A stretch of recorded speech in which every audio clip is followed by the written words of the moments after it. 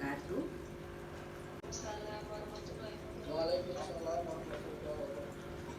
Suara Bu Aida jelas? Oke, baik. Selamat sore semuanya. Iya, baiklah. Senang sekali bertemu kembali dengan kelas B ya hari ini. Kelas B untuk kita kembali melanjutkan mata kuliah bimbingan konseling dalam pendidikan hari Rabu 15 Juni 2022. Sehat semua? Sehat ya, alhamdulillah ya. Tetap harus jaga kondisi ya. Ini up and down COVID-nya ya. Walaupun sudah melandai tapi ternyata naik lagi gitu ya. Tetap jaga kesehatan lah. Baik, sebelum kita mulai tema kita pada hari ini, sebetulnya tema besar kita itu kan judulnya mengurai teknik dan etika dalam konseling ya, tapi karena terlalu luas temanya maka dibagi menjadi dua pertemuan. Minggu lalu kita sudah membahas tentang teknik konseling ya, teknik konselingnya seperti apa. Kemudian hari ini minggu keduanya kita membahas tentang etika dalam konselingnya. Baik, supaya ini menjadi satu rangkaian kembali, saya ingin sekali seperti biasa kita kembali mereview minggu lalu itu temanya teknik konseling ya. Nanti setelah direview baru kita masuk ke lanjutan temanya yaitu etika konseling. Silakan siapa yang mau mereview pertemuan minggu lalu ya, supaya makin segar dalam ingatan kita. Sebelumnya ada materi kita buku yang lalu itu tentang teknik dalam bimbingan konseling menentukan tujuan hidupnya, di mana di situ ada yang sebagai yang membantu itu disebut dengan konselor dan klien. Kemudian di dalam teknik konseling itu ada teknik dalam konseling. Di sini harapan saya sudah cukup jelas ya, buat teman-teman sekalian gitu ya, sehingga karena tadi saya sudah sampaikan bahwa kita sebagai seorang calon konselor perlu memperhatikan hal-hal apa yang boleh dilakukan dan hal-hal apa yang tidak boleh kita lakukan. Maka hari ini akan kita bicarakan tema tersebut ya. Terima kasih Mbak Husna. Sekarang kita langsung saja ke kelompok 3 untuk mendengarkan presentasinya terkait etika dalam etika dalam konseling, nilai dan etika dalam konseling. Sebelum kita memulai pelajaran presentasi alangkah baiknya kita berdoa menurut agama kita masing-masing. Berdoa dimulai. Berdoa selesai. Ya, silakan dilanjut Mbak Ikrom. Terima kasih sudah memimpin doa pada sore hari ini. Itu mos, dan dalam bentuk jamaknya mos, yang berarti ada kebiasaan atau cara hidup seseorang dengan melakukan perbuatan yang baik atau kesusilaan dan menghindari hal yang tindakan yang buruk. Geladik dalam DH seperti halnya remaja pada umumnya yang masih bersenang-senang dan belum memikirkan resiko-resiko atas tindakannya. DH mempunyai handphone dengan filter canggih dilengkapi kamera dan pemutar video dikit. Baik, Mbak Ikrom, terima kasih sudah menyampaikan presentasi kelompok 3 ya, untuk etika dalam konseling. Sebelum kita masuk ke sesi tanya jawab, Bu Aida ingin sedikit memberikan komen atau masukan lah ya dari apa yang sudah dikerjakan oleh kelompok 3 ya. kelompok 3 anggotanya juga bertiga ini ya. Baik, Bu Aida sudah baca PPT dan makalahnya ya. Bu Aida mulai dari PPT-nya sudah cukup baik ya, udah menyampaikan isi seperti yang disampaikan dalam Word-nya juga. Kemudian ada daftar pustaka ya, ada contoh kasus juga yang ditampilkan di sana gitu ya. Untuk Word-nya juga udah Bu Aida baca, tapi secara keseluruhan sudah baik, tapi ketika menuliskan di sana ada kesimpulan dan saran ya di Word-nya itu.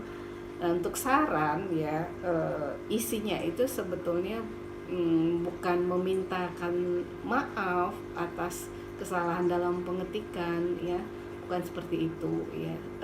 Kalau kita menuliskan makalah, tapi saran di sana sebaiknya kelompok 3 menuliskan tentang, jadi saran itu poin penting apa yang bisa kita berikan untuk orang lain dan hal-hal yang dapat dilakukan untuk kemudian hari ya. Jadi terkait dengan presentasi kelompok 3 kan membicarakan tentang etika counseling ya.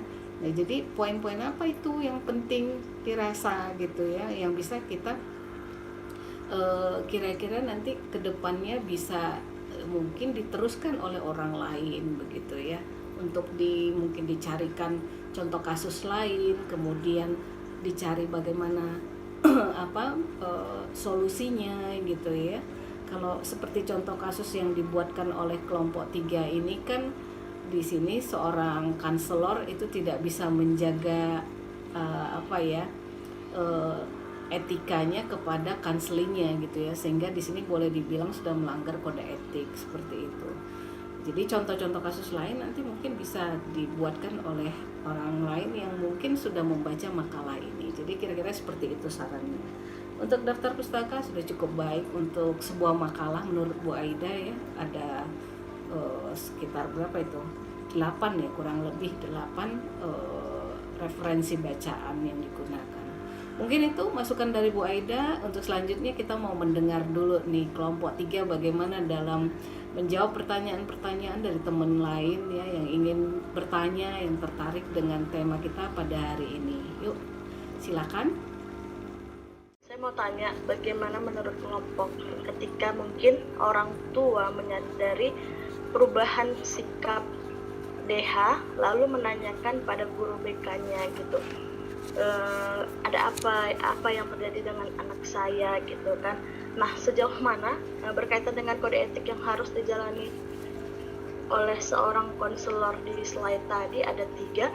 Nah, sejauh mana konselor harus memberi paparan atau informasi kepada orang tua tersebut, apalagi berkaitan dengan DH tadi kan sudah sampai melakukan hubungan terlarang. Apakah hal itu perlu disampaikan atau tidak? Kalau perlu kenapa, kalau tidak kenapa? Mungkin dari kita nggak bicara soal konselornya tadi yang melanggar kode etik ini, contohnya ada orang tuanya yang bertanya pada konselornya gitu Mbak Ikrom ya. Baik Kak Andini, terima kasih. Baik, kepada teman yang lainnya yang ingin bertanya atau memberi masukan dipersilakan.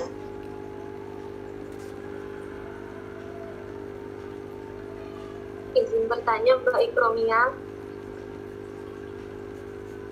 Ya Kak Anissa, silakan. Iya, terima kasih kepada kelompok yang ingin saya tanyakan. Tadi kelompok ada menjelaskan tentang 8 standar etika yang dari tadi yang pertama itu ada boundaries of competence sampai dia yang barter with patients or client. Bolehkah kelompok jelaskan ke-8 poin itu tadi dan contohnya ataupun kaitannya dengan contoh kasus yang kelompok sampaikan? Terima kasih. Menambahkan apa yang sudah dijelaskan ya dari kelompok 3 tadi ya, terkait pertanyaan Pak Zul urgensi menjaga kerahasiaan klien ya. Kalau di sini udah jelas sekali urgensi menjaga kerahasiaan klien ini adalah tanggung jawab yang paling berat ya dari seorang konselor ya kepada kliennya. Kalau melihat urgensi menjaga kerahasiaan di sini, ini mengingatkan kita ya, Bapak Ibu sekalian, sudah mendapatkan mata kuliah kode etik psikologi ya. Ya, jadi etika, tema kita hari ini itu etika konseling itu enggak terlalu jauh sebetulnya ya dengan materi mata kuliah kode etik psikologi yang pernah kita pelajari gitu ya. Jadi urgensi menjaga kerahasiaan di sini, kenapa dari seorang konselor itu ini menjadi hal yang tidak bisa dianggap sepele gitu ya. Pertama, dia berurusan dengan kode etik ya, kode etik profesi gitu ya sebagai seorang konselor. Yang kedua, di dalam pertemuan seorang konselor dengan kliennya itu pasti ada pembicaraan yang tentunya diawali dengan laporan diri. Isi dari laporan diri itu adalah hal-hal yang sangat privasi dari seorang klien ya. Itu akan didapat oleh seorang konselor di awal pertemuan dia ya dengan kliennya. Jadi sebelum masuk ke tahap permasalahan penting dari kedatangan klien itu, seorang konselor harus mencatat dulu laporan diri dari kliennya ya. Laporan diri ini contohnya ya, misalnya mencatat nama, tanggal lahir, alamat, kemudian apalagi permasalahan apa sebetulnya yang terjadi yang membebani klien sehingga dia datang kepada kita seperti itu ya, dan hal-hal lainnya ya. Jadi dari pertemuan pertama inilah akan nantinya dikembangkan ke pertemuan-pertemuan berikutnya seperti itu. Nah dari sana, dari berkembangnya permasalahan yang sudah dibicarakan di awal ini, tentu kita akan semakin banyak tahu ya tentang diri klien itu ya. Nah inilah yang membuat pentingnya menjaga kerahasiaan diri seorang klien, Pak Zul ya. Apakah kita bisa menyampaikan ini kepada klien gitu ya, laporan ini? Bisa tentunya nanti setelah selesai ya, kepada klien yang bersangkutan ya, nanti kan akan ada itu hasilnya apa gitu. Kemudian apakah boleh orang lain mengetahuinya? Tidak boleh orang lain mengetahuinya ya, kecuali itu ada izin dari yang bersangkutan. Makanya ada kesepakatan di awal gitu, sejak awal bertemu antara klien dan konselor. Bagaimana kalau misalnya ada hal-hal yang sangat urgent sekali gitu, sehingga data si klien ini harus dimintakan? Boleh, tapi dengan catatan untuk siapa gitu, untuk siapa, keperluannya apa. Misalnya Pak Zul, ternyata klien kita ini punya catatan kriminal misalnya ya, mohon maaf misalnya, kan gak menutup kemungkinan ya, ternyata ada kemasalah terkait dengan tersandung masalah sampai harus berurusan dengan hukum misalnya gitu. Nah untuk menyelesaikan permasalahan tersebut, sehingga mungkin apakah pihak kejaksaan atau kepolisian mungkin perlu data-data tentang si klien misalnya gitu ya.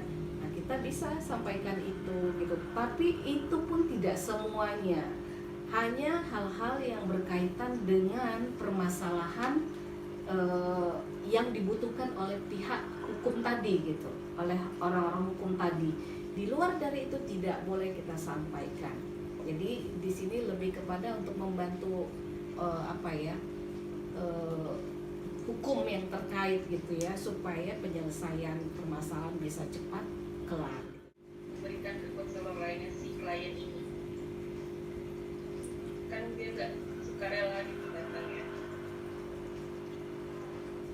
Ya, terima kasih Kabit.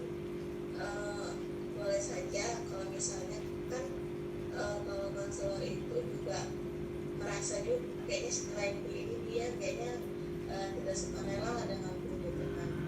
Mungkin konselor itu juga bisa mengajukan ada temannya gitu kan yang bisa dia yang bisa membuat si klien ini sukarela dengannya gitu kan. Seperti itu juga bisa kalau gitu. Baik, Mbak Mia. Iya, terima kasih. Gimana Mbak Widya? Ya, Cukup jelaskah jawaban dari kelompok 3? iya Bu, karena sebelumnya punya pengalaman seperti ini kan. Saya membantu dia siswa SD, ya di salah satu SD swasta. Jadi anaknya ini sebenarnya kendalanya permasalahannya di akademik, tapi dia merasa tidak ada masalah. Iya. Tapi Dengan akademiknya masalahnya apa? Dengan akademiknya kenapa bilang dia masalahnya di akademik? Ada apa dengan akademiknya? Kata guru kelasnya, wali kelasnya di SD itu, siswa ini sering melamun, sehingga nilai dari mata pelajarannya itu rendah. Oke. Ya, kalau menurut siswanya dia biasa aja gitu, nggak rendah-rendah kali Bu. Iya. Jadi dia merasa tidak ada masalah Baik. dengan akademiknya. Menurut wali kelasnya, ini anak secara akademik rendah. Jadi memang raport yang harus dibangun, tapi karena dia tetap kekeh nih merasa tidak ada masalah, jadi kita bingung juga. Oke, baik. Mbak Widya. Inilah tugas penting dari seorang BK ya, bimbingan konseling di sekolah gitu. Kepekaan untuk melihat lingkungan sekitar. Yang paling utama adalah melihat tumbuh dan berkembangnya anak-anak, terutama terkait bagaimana prestasi akademik, potensi yang dimiliki, motivasi, kemudian kepribadian mereka apakah mengalami hambatan atau tidak gitu. Nah, terkait pertanyaan Mbak Widya tadi, untuk klien yang tidak sukarela datang kepada seorang konselor itu bagaimana gitu ya. Kalau kita lihat klien tidak sukarela itu kan adalah klien yang kehadirannya itu bukan kemauan dia gitu ya, bukan keinginan dia datang ke seorang konselor ataupun psikolog, tapi karena ada yang membawakan dia gitu ya. Nah, biasanya klien-klien yang seperti ini adalah klien yang dari sisi kepribadian adalah orang-orang yang introvert, ya, yang enggak terlalu ini, yang dia banyak diam dengan tidak banyak mau berdiskusi terbuka dengan orang lain, kan itu salah satu ciri orang-orang yang introvert ya gitu, sehingga dia merasa mungkin ya seperti kata Mbak Widya tadi itu ya baik-baik saja seperti itu, padahal ketika ditelusuri prestasi akademik dia kok ini tidak ada mengalami perkembangan gitu. Sementara di sisi lain mungkin bisa jadi ini anak punya potensi atau ada hal-hal yang lain gitu. Nah, kalau udah seperti ini memang perlu ada juga kepekaan dari orang tua untuk membawakan si anak kepada BK di sekolah ya.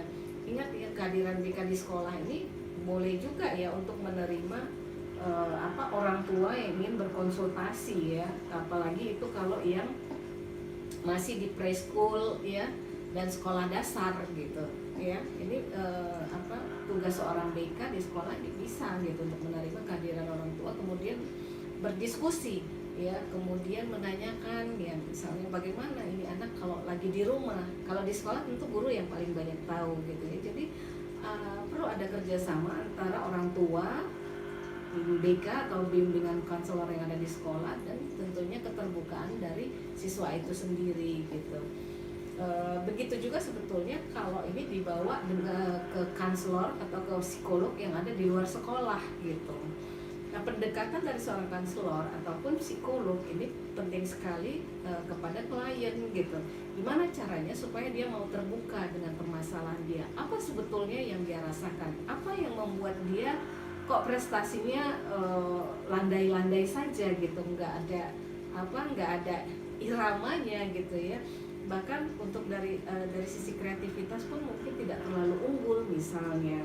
Nah, itu bisa kalau seorang konselor bisa melakukan pendekatan dengan baik. Ingat ya, tema kita minggu lalu itu ada teknik counseling, ya, ada attending di situ, ya. Attending itu adalah langkah awal yang pertama sekali yang harus berhasil dilakukan seorang konselor kepada kliennya. Attending, ya, bagaimana melakukan kontak supaya kliennya itu betul-betul merasa nyaman untuk dia mau berbagi cerita dengan seorang konselor seperti itu. Jadi bentuk klien tidak sukarela ini tentunya terkait dengan teknik seorang konselor dalam menghandle kliennya gitu, sehingga klien nantinya bisa merasa nyaman. Seperti itu Bu Widya, tambah dari Bu Aida mungkin ya. Saya pengen cerita sedikit contoh kasus ya Bu Widya. Ini ada di permasalahannya di anak preschool itu kebetulan saya sendiri gitu yang melihat gitu, yang mengobservasi, yang melihat kebetulan ada kunjungan ke sekolah itu gitu ya, kunjungan tumbuh kembang anak. Ketika saya berada di sana, saya melihat ada satu siswa yang kok lain dari teman-teman yang lain gitu ya. Dia banyak diam, lebih senang di pojok-pojok gitu, nggak kepengen tampil gitu ya. Padahal di preschool itu kan biasanya anak-anak semuanya lepas gitu ya. Ketika dia ingin berjoget, ketika dia ingin bernyanyi gitu ya, dia pasti akan lakukan gitu ya, tanpa rasa malu-malu gitu. Tapi ini sulit sekali, gurunya berbagai cara ya ingin membujuk gitu ya. Nah, dari sisi jadi keberanian, rasa percaya diri ini kan poin penting yang harus dimiliki anak ketika dia dimasukkan ke preschool seperti itu. Ini ada apa kok anak ini pasif gitu ya. Nah, di satu sisi ini orang tua justru tidak peka dengan kondisi anak ya. Guru nggak bisa menemukan ada apa gitu ya, nggak bisa menemukan permasalahan apa sebetulnya yang terjadi dengan anak ini gitu. Nah, saya melakukan observasi 1-2 hari ya, 3 hari. Saya perhatikan ini anak beda dalam sisi penampilan dibanding teman-teman yang lain ya. Jadi setiap kali mulai dari awal ya, dari anak-anak datang ke sekolah, di welcome sama guru-gurunya gitu ya, anak ini mulai dari berpakaiannya, perilakunya, semuanya beda gitu dengan anak-anak lain gitu ya. Ini ada apa gitu ya. Jadi akhirnya dengan anak yang preschool seperti ini kan perlu kita yang peka gitu ya kan. Dia kalau ngelihat ada dokter sekolah aja dia udah takut, ngelihat kita yang orang psikologi aja udah takut gitu ya kan. Makanya kalau anak-anak di preschool ini kita harus hati-hati juga gitu. Kalau dokter mungkin Bu Widya di sekolah ya.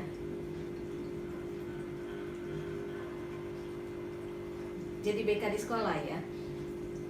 Kebetulan saya ada ikut bantu-bantu. Iya. Makanya kalau jadi dokter-dokter yang berkunjung ke sekolah itu alangkah baiknya itu tidak menggunakan baju putihnya gitu ya. Terus kalau kita yang psikolog misalnya ya, pakai baju yang yang kesannya itu bikin anak-anak nggak takut lah. Kalau bisa jangan pakai yang blazer yang kesannya kaku, misalnya seperti itu ya. Sehingga ya ketika anak-anak diminta oleh gurunya untuk datang gitu ya ke psikolog sekolah gitu atau ke dokternya gitu, dokter sekolah gitu, dia tidak itu kan tidak sukarela itu anak-anak itu ya kan gitu. Jadi dia merasa nyaman gitu. Nah, kita sendiri pun sebagai dokter atau sebagai konselor atau sebagai psikolog di sana, dari kita sendiri pun, tampilan kita pun, kita harus bisa bikin nyaman anak-anak itu. Nah, kalau nanti udah di SD, SMP, SMA, kita boleh lagi berbeda lagi cara tampilan kita ya, penampilan kita ya, dari sisi cara kita berpakaian itu boleh, mungkin kita lebih sedikit formal misalnya. Nah itu jadi kalau masalah sukarela tidak sukarela ini kaitannya ternyata bisa kemana-mana gitu, rentetannya ya, dari kita yang psikolognya atau konselornya juga dengan kliennya, sama-sama saling menjaga gitu. Paham ya maksud saya ya Bu Widya ya, penjelasan saya ya Bu Widya? Iya Bu, paham Bu. Jadi kalau sekali lagi, kalau ke anak yang preschool gitu ya, umumnya mereka pasti tidak sukarela karena nggak paham apa itu psikolog, apa itu konselor gitu ya. Jadi mereka itu kalau datang pasti karena ada yang membawa seperti itu ya. Tapi kalau udah dewasa ya ada yang pasti karena kesadaran sendiri sudah tahu gitu ya, dia harus kemana ketika dia punya masalah, dia berani datangin profesi-profesi yang dia yakin betul bisa membantu masalah dia gitu ya. Tapi ada juga loh orang dewasa yang dia nggak berani gitu ya, nggak berani datang atau nggak mau datang ke konselor, harus ada yang menemani misalnya, atau harus ada yang membawa gitu ya, seperti itu. Mudah-mudahan bisa dipahami lebih baik ya Bu Widya apa yang sudah saya tambahkan barusan ya. Nanti kalau masih ada yang kurang boleh ditanyakan kembali. Terima kasih Bu. Iya, sama-sama. Iya, kelompok 3 gimana?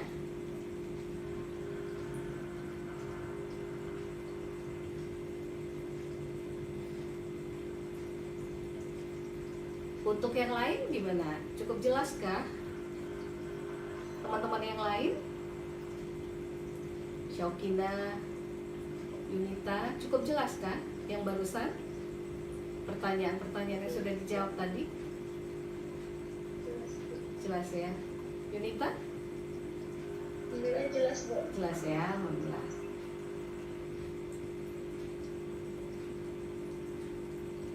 Kita coba menjawab yang berikutnya, Pak Budi.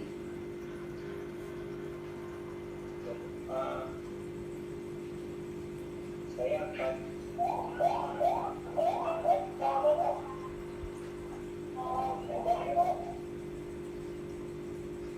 jawab pertanyaan Pak Hafiz.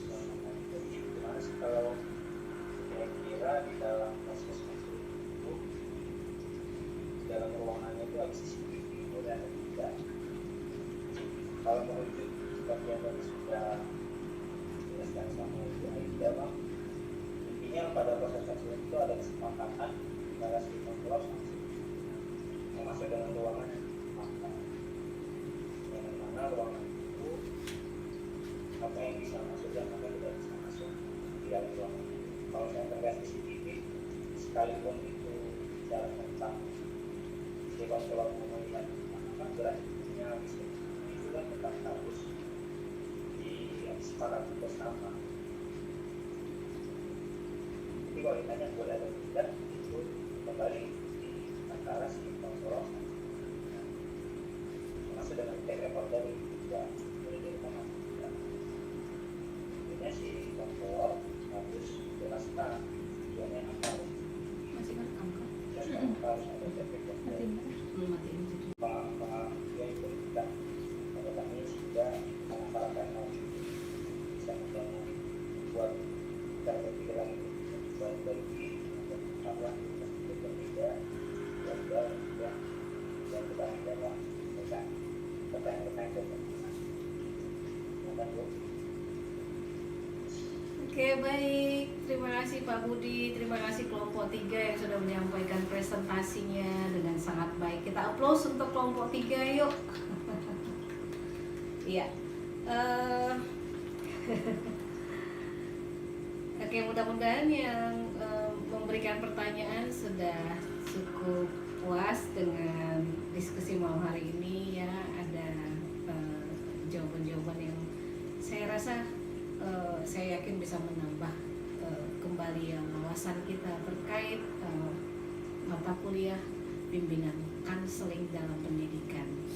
Baik, sebelum kita akhiri perkuliahan pada malam hari ini, izinkan Bu Aida share screen dulu ya, mengambil sedikit kesimpulan yang sebetulnya ini hal yang saya yakin Bapak Ibu sekalian sudah tahu lah gitu ya. Tapi saya ingin merefresh kembali karena ini adalah satu tema yang besar kita dari pertemuan kita 2 minggu ini dengan judul mengurai teknik dan etika dalam konseling. Maka saya ingin kembali ngambil poin-poin penting dari teknik konseling dan etika konseling dari pertemuan kita 2 minggu ini. Sebentar, saya share screen dulu ya. Saya udah pernah sampaikan ini belum ya? Mudah-mudahan belum ya. Ini udah pernah? Belum ya? Baik. Bu Aida akan mulai ngambil ini poin-poin penting dari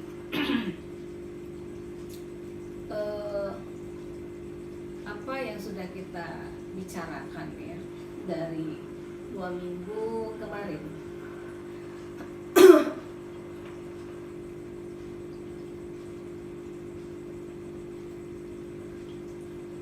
Baik, ini adalah PPT ini gabungan dari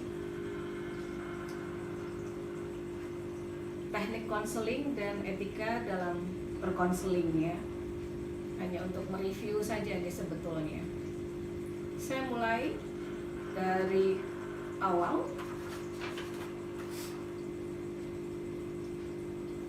Konselor pendidikan. Ya, mata kuliah kita adalah bimbingan konseling dalam pendidikan. Maka pada akhirnya kita mungkin nanti akan banyak fokus sebagai konselor di pendidikan.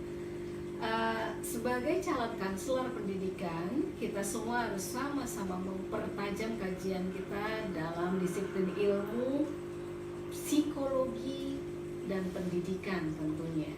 Ya, 2 poin ini harus kita rekam baik-baik, harus kita miliki dengan baik juga, ya, supaya kita bisa menguasai menjalani pekerjaan kita, profesi kita nantinya. Lalu yang kedua, konselor itu supaya dia menjadi seorang yang profesional, pertama dia harus menguasai pengetahuan. Pengetahuan ini harus pengetahuan umum, ya, secara umum. Seperti tadi, ya, contoh-contoh kasus. Kita harus siap kedatangan klien yang akan membawa bermacam-macam kasus yang mungkin kita, aduh, kok saya belum pernah handle ini ya gitu. Tapi karena kita punya pengetahuan umum yang baik, kita nggak perlu panik gitu ya. Contoh seperti tadi ya, terjadi kehamilan misalnya gitu.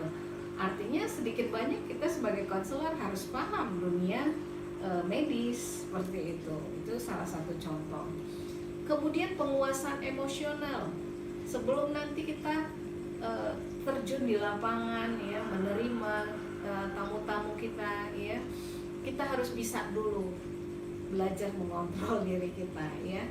Jangan kita nggak bisa belajar untuk menguasai emosi kita. Sekali lagi, untuk menjadi seorang konselor, kunci utamanya adalah punya penguasaan emosional diri yang baik. Gak boleh ikutan marah, gak boleh ikutan baper dengan masalah klien kita ya. Gimana caranya supaya kita bisa tetap menjadi center dari klien kita, sehingga dia betul-betul bisa mempercayakan permasalahannya kepada kita. Kemudian yang ketiga, paham tentang kepribadian, ya, karena kita akan kedatangan lagi klien dengan macam-macam tipikal kepribadian. Ada yang introvert, ada yang ekstrovert. Kalau dapat yang introvert, ya, mungkin kita akan sedikit mengalami kesulitan ketika harus mengeksplor permasalahannya, mencari tahu, ya, ada apa gitu, ya, karena orang yang introvert biasanya sedikit tertutup, ya, nggak semua masalah dia akan dia ceritakan pada kita. Kemudian kita harus bisa jadi orang yang dipercaya, ya. Orang menceritakan masalahnya sama kita tentu karena dia sudah percaya sama kita, maka jangan sampaikan kepada orang lain. Ingat tadi di dalam diskusi kita itu, ya, gimana caranya supaya kita bisa menjaga itu. Nggak sedikit loh, ya, klien yang pasti meminta supaya kita bisa meyakinkan diri dia bahwa dia percaya bisa menceritakan masalahnya pada kita. Jadi dia minta kita harus bisa menjaga kerahasiaannya, bisa dipercaya seorang konselor itu. Kedua, yang berikutnya, psikologis yang baik. Sebagai seorang konselor kita harus punya psikologis yang baik. Jangan jadi orang yang negative thinking, apalagi pesimis. Kita orang psikolog, kita orang konselor kok malah punya psikologis yang nggak baik, gimana mau membantu orang lain gitu, ya. Kalau perlu kita pun sebagai seorang konselor atau psikolog pernah dihandle sama teman sejawat gitu, supaya kita tahu mana yang bisa kita benahi dari diri kita gitu.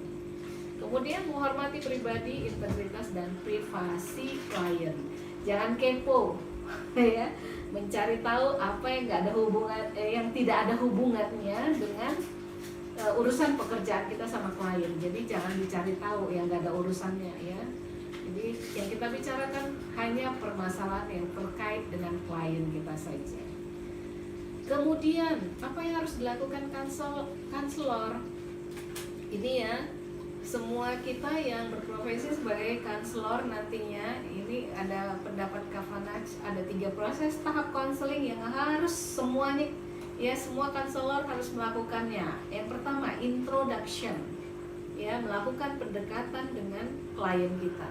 Lalu yang kedua, action. Action itu kita langsung handle permasalahan klien kita, apa masalahnya.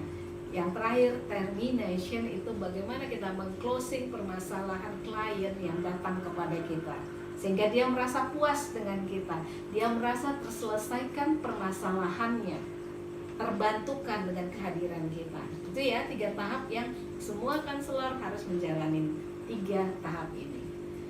Kemudian teknik konseling yang perlu diperhatikan, jangan lupa seorang klien, seorang konselor itu harus menghargai klien saat berbicara. Jangan memotong pembicaraan klien ketika dia sedang begitu emosi. Kan kalau klien itu lagi bercerita tuh perlu dengan emosi, lagi sedih, itu jangan di-cut, ya. Dengarkan. Karena apa? Kita seorang konselor ini harus siap untuk menjadi pendengar yang baik bagi klien kita. Kemudian yang kedua, jangan pernah berhenti tersenyum. Ya, senyum ini akan memberi rasa nyaman kepada klien kita. Dan yang terakhir, selalulah terus berempati kepada klien kita.